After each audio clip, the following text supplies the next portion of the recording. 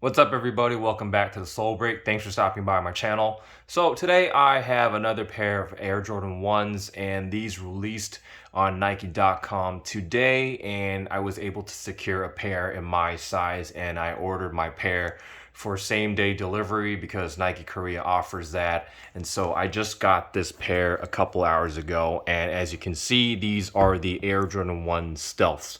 Now, even before these released, I was like, not even worried about the release day because, basically there was absolutely zero hype behind this pair, which is pretty interesting because if we dialed the time back about like a year and a half, I think people might have gone crazy over these. But, these days there's basically like absolutely no hype around Jordan 1s. So these did not even sell out. And I think we still have like a full size run up to about like size 10 and a half or 11 on the website, and that's just like the tip of the iceberg. We've got a lot of releases upcoming in stores for this particular model, so I'm guessing that it's going to be very, very easy to cop this pair. But anyways, let's just dive right into the sneaker. Now, as you can see, the colorway itself is very, very simple yet very it's like a premium looking. In my opinion, it kind of reminds me of a designer shoe, and I'll get into that a little bit later.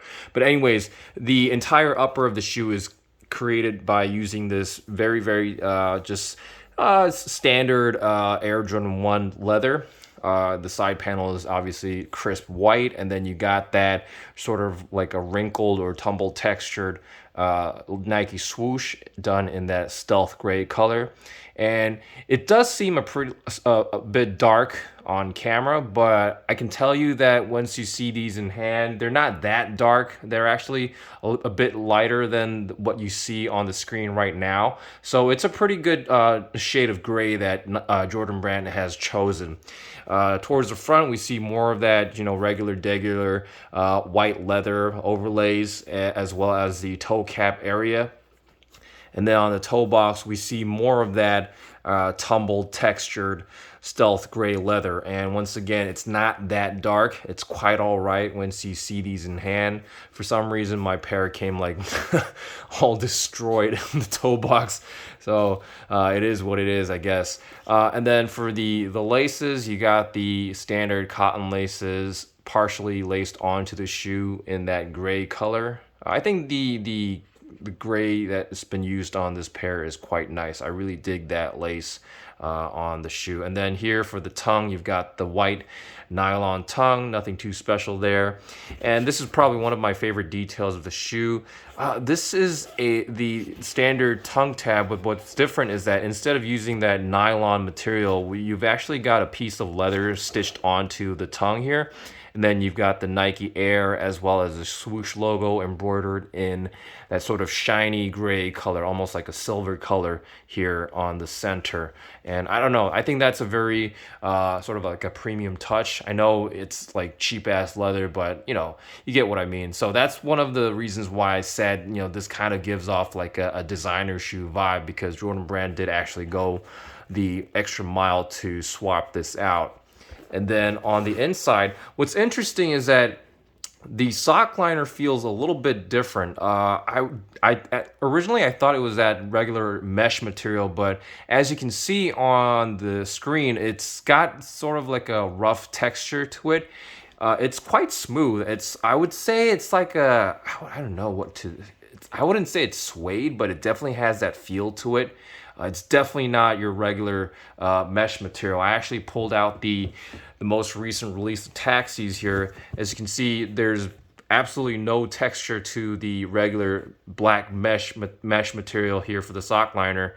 But in contrast, this actually has some texture and feel to it. You can almost see the color change as I run my finger across it. And I wouldn't say like it's suede, but it's somewhere between the suede type of feel as well as like a towel texture. And I don't know, it also gives off a pretty premium vibe to it. Again, it is probably some cheap ass material used by Jordan Brand, but it's very different and I dig it. I think it's a pretty nice touch. And then for the insole, you've got that stealth gray insole with a Nike Air text logo as well as a swoosh logo printed in white. And You got the laces, the rest of the laces there. And then on the back side, you see the collar area done in that well cushioned white leather. The collar itself is quite stiff. It's definitely stiffer than the taxis, but it's nothing that would be like uncomfortable on feet or anything like that. It's just that it's quite well padded. I wouldn't say it's that plush. And then here you got the Wings logo, and damn, that looks ugly. I don't know. At first, when I pull these out of the box, I thought I dig them, but the more and more I look at it, I don't know. I think Jordan Brand could have done a better job with the Wings logo had they like painted it white or something. I think that would have given a nice contrast against the gray background. But it's not terrible. It's just that it's a little bit weird, and but it's okay, I guess. And then here on the bottom, you see the gray heel counter with the leather here. Again, nothing too special there. It's just smooth, your regular Air Jordan 1 leather.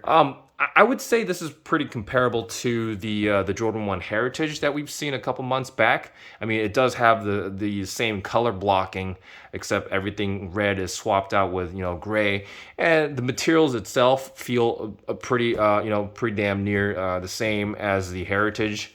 And I don't know, it's a solid pair. It's a really nice colorway, and it's just got a solid look with solid materials.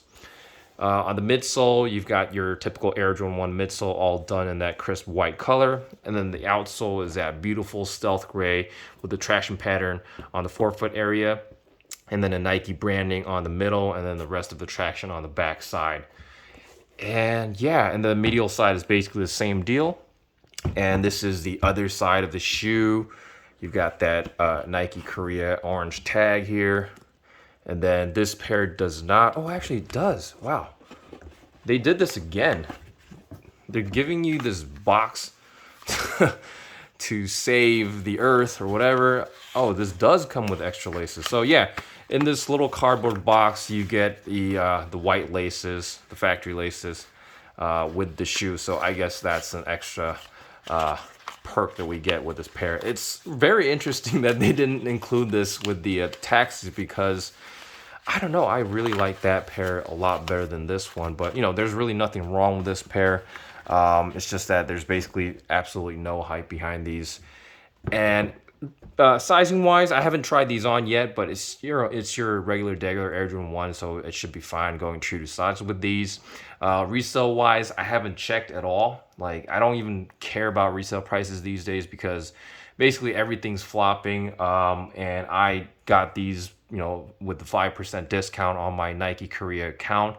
So I'll take a pair any day if nobody wants them.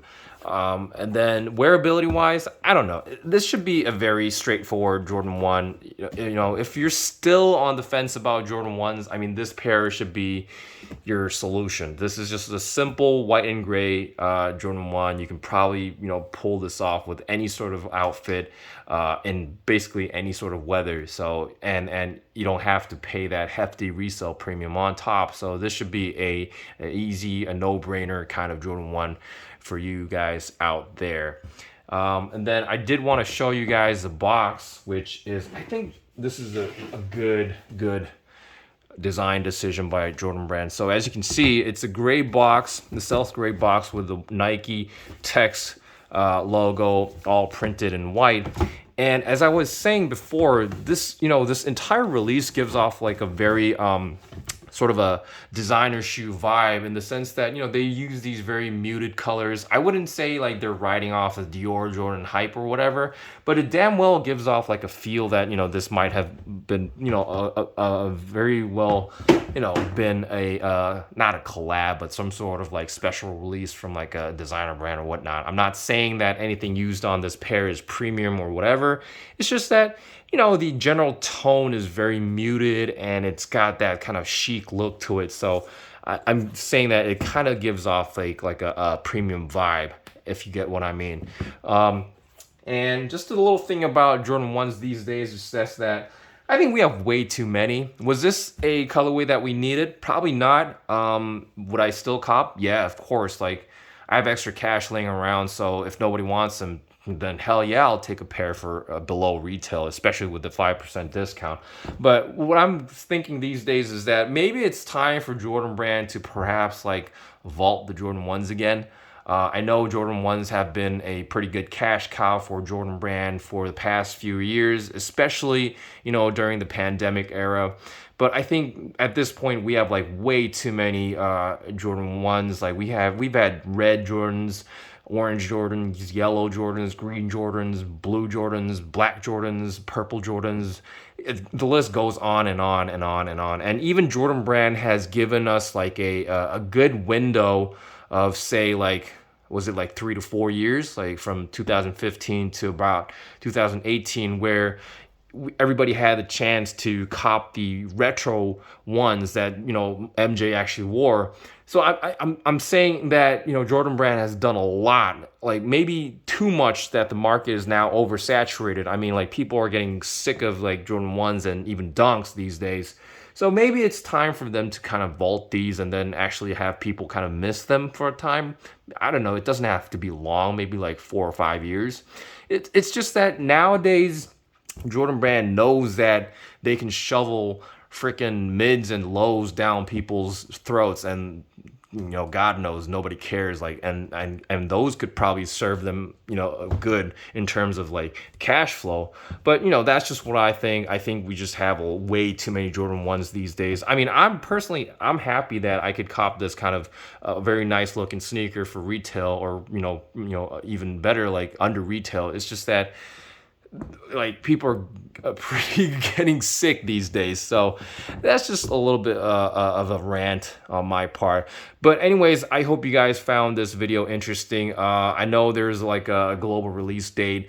I think it's pretty difficult for some people to understand that different countries have different release dates. We got these today, but if you live in a different region, you might have a different release date. Go check out some like sneaker website or whatnot. But I hope you guys found this video helpful in terms of seeing the overall shoe. But I'm really I really got back on schedule with the uploads, so I think we have a couple more releases coming up. So I'll be pushing more content really soon. So stay tuned for that. And as always, thanks for watching.